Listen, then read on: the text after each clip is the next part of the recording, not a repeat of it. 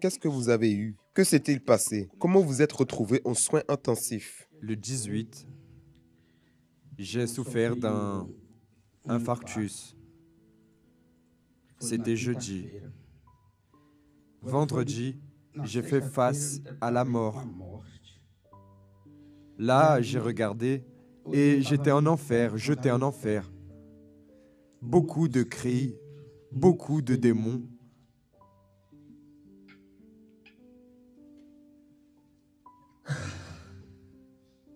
C'était très laid, pasteur, très laid. Et moi, fatigué, je voulais sortir de là. Et eux, ils voulaient m'attraper. Ils essayaient de vous attraper? Ils ont essayé. Est-ce qu'à un moment, ils ont réussi à vous attraper? Ils m'ont attrapé, ils ont réussi à m'attraper. Et là, 2 anges sont apparus. Ils ne me disaient rien. Il y avait beaucoup de cris, mais j'entendais aussi des prières. Vous avez eu un infarctus. Êtes-vous resté dans le coma? Oui, je l'ai été. Soudain, vous vous êtes vu en enfer. En enfer. Ce n'était pas le fruit de votre imagination. Ce n'était pas un cauchemar. Ce n'était pas un rêve. Pasteur, je ne suis pas fou. Ce n'était pas un rêve. J'ai tout vu. Tout. C'était réel. C'était réel. Vous m'avez dit qu'il faisait très chaud. Il faisait très chaud et moi, j'étais très effrayé. Je criais aussi, désespéré. Du feu, de l'eau. Il faisait très chaud, très chaud. Là, 2 anges sont apparus. Et les anges n'arrêtaient pas de me dire de ne pas y aller, de ne pas y aller, de ne pas y aller. Jusqu'à ce que j'en suis arrivé à dire, « Seigneur, je n'arrive pas à sortir d'ici, mais tu peux m'en sortir. » Lorsque j'ai dit cela, les anges sont venus me prendre. Ils m'ont mis là, dans un endroit. Lorsqu'ils m'ont pris, il y avait ces gens qui priaient. J'ai regardé.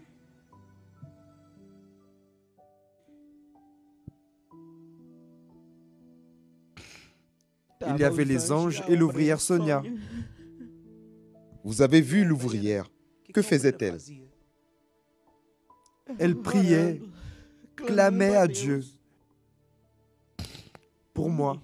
Vous avez vu l'ouvrière prier pour vous? Oui, pasteur. Une chose que je pensais, c'était que les ouvriers étaient seulement des personnes communes dans l'Église. Vous ne regardiez pas les ouvriers avec de bons yeux? Non, pasteur. Je leur disais bonjour, je les respectais, entre guillemets, mais je ne les ai jamais regardés avec de bons yeux. Et j'en profite. Je veux leur demander pardon à eux tous. Je ne les voyais pas. Je les regardais et pour moi, c'était des personnes quelconques. Je ne les ai jamais regardés avec de bons yeux, jamais. Il y a un moment où vous m'avez dit le suivant, que soudain, vous étiez aux soins intensifs et en esprit. Vous avez été ramené ici dans la Réunion. C'était dans la nuit du vendredi au samedi. Samedi, une chose que je n'ai jamais fait ici, dehors, c'était me préparer pour venir chercher Dieu. Mais là, à l'hôpital, je me suis préparé en esprit. Et je suis venu ici y assister le dimanche. Vous êtes venu ici, ce n'est pas un rêve. Non, pasteur, c'était réel. Vous étiez dans le coma à l'hôpital et votre âme a été amenée ici. Qui était en train de prêcher?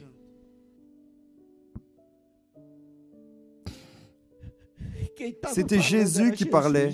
Mais vous disiez tout ce qu'il parlait. Qu'avez-vous vu? L'église était remplie d'anges. Les ouvrières étaient des anges. Et vous disiez, n'arrêtez pas, parce que Dieu est là. Mais lorsque vous disiez, n'arrêtez pas, ce n'était pas vous qui parliez, c'était Dieu. Vous étiez seulement l'un de ses instruments. Vous m'avez dit qu'il y avait beaucoup d'anges et une lumière plus forte. Une lumière plus forte. Je crois que c'était Jésus. Où se trouvait cette lumière? Elle allait de ce coin jusqu'à l'endroit où vous restez. Et il parlait? Il parlait et tout ce qu'il disait, vous le traduisiez. Alors, c'est comme si je prêchais ce qu'il voulait que je prêche. C'est cela même. Tout ce qu'il disait, vous le traduisiez. Pourquoi est-ce qu'au moment où vous m'avez raconté cela, vous avez été très ému?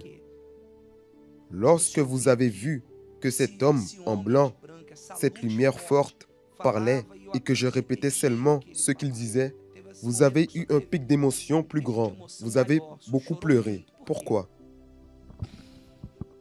C'est parce que je n'avais pas non plus de beaux yeux envers vous. Je vous voyais seulement comme un pasteur. Et Dieu me montrait au fur et à mesure tous les doutes que j'avais. Lorsque vous jouiez avec les autres pasteurs, je me disais, qu'est-ce que ce pasteur pense qu'il est? J'ai commencé à salir mes yeux vous concernant. Et je suis sorti de là révolté.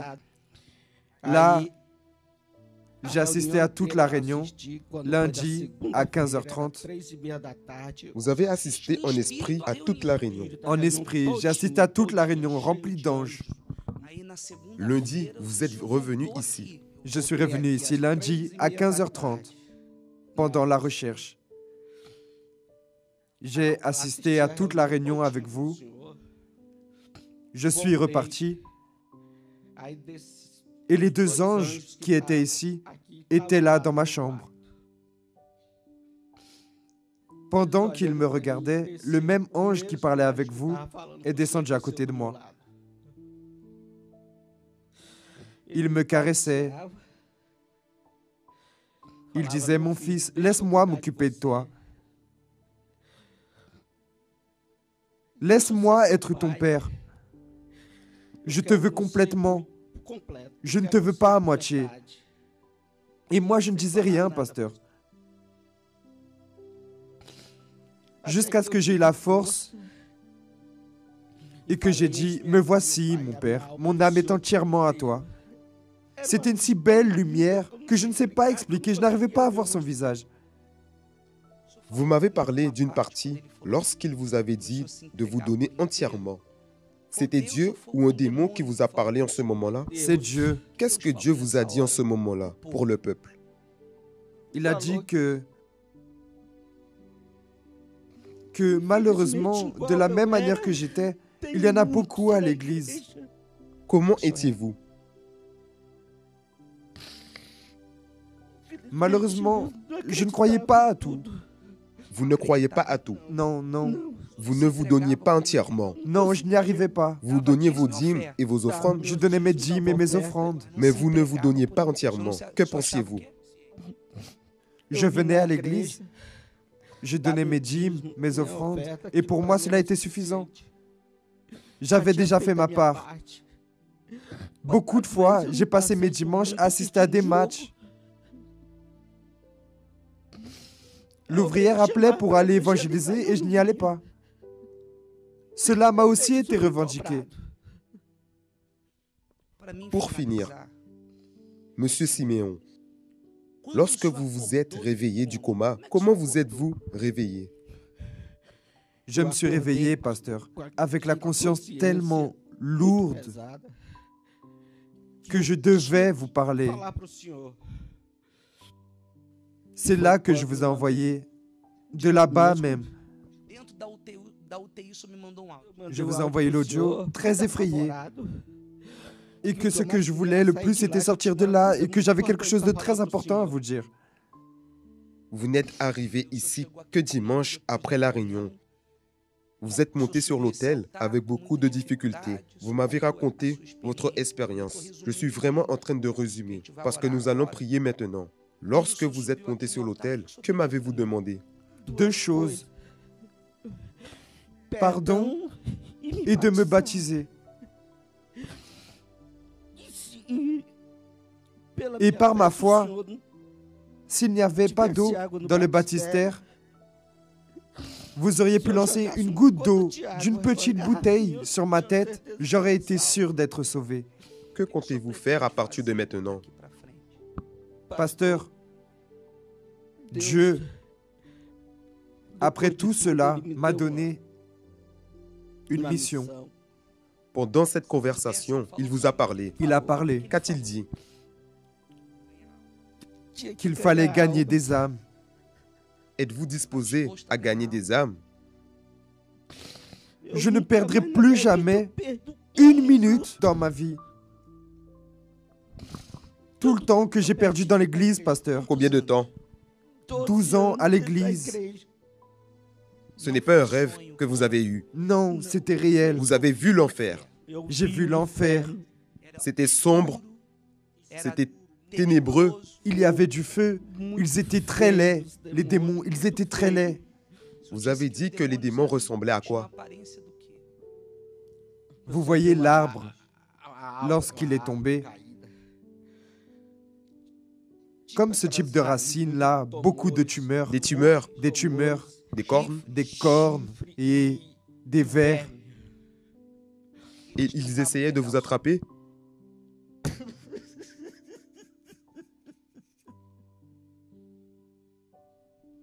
Vous m'avez dit ainsi, pasteur, l'enfer existe. L'enfer existe. Ce n'est pas un mensonge, ce n'est pas une fiction, ce n'est pas une création du pasteur, ce n'est le fruit d'une imagination. Non, pasteur, j'ai vu l'enfer. Très laid, très triste. Vous vous êtes baptisé dimanche. Comment vous êtes depuis dimanche? Premièrement, toute la culpabilité, tout le poids que je portais sur moi a disparu. Aujourd'hui, je vous regarde et je vois que vous êtes de Dieu, que rien de ce qui sort jusqu'à aujourd'hui, rien de ce qui est sorti de votre bouche ne vient de vous. Tout vient de Dieu. Je vois les ouvriers, je vois des anges. Je regarde le peuple dans l'église. Je n'ai plus de mauvais yeux, je vois des âmes.